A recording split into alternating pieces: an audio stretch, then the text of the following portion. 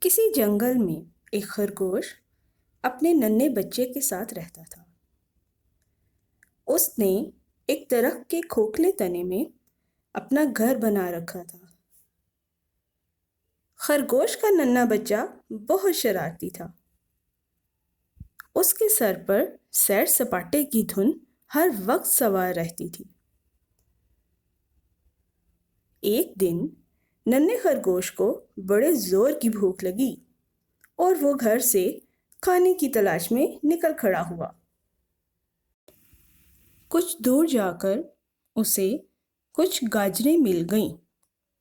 ابھی اس نے آدھا راستہ ہی طے کیا تھا کہ ایک ہرنی سامنے آ گئی۔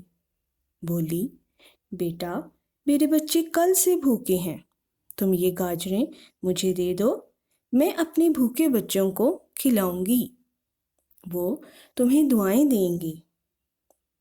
خرگوش کے بچے نے گاجر ہرنی کو دے دی۔ اچانک وہاں سنہرے تاج والی پری سامنے آ گئی۔ اس نے کہا کہ میں تم سے بہت خوش ہوں کیونکہ تمہارے دل میں دوسروں کے لیے بہت ہمدردی ہے۔ ننھے خرگوش کو پری نے تر و تازہ میٹھی گاجروں سے بھری چھوٹی سی ٹوکری انعام میں دی۔ ننھا خرگوش خوشی خوشی اپنے گھر لوٹ گیا۔ تو دیکھا بچوں، جب ہم کسی کی مدد کرتے ہیں تو ہمیں اس کا انعام بھی ملتا ہے۔ اس لیے چاہے آپ خود کتنے ضرورت مند کیوں نہ ہوں، لیکن دوسروں کی بھی مدد ہمیشہ کیجیے۔ اور ہاں پیارے بچوں، اس کہانی کو اپنے فرینڈز اور فیملی کے ساتھ ضرور شیئر کیجیے گا اور ایک لائک ضرور کر دیجیے گا۔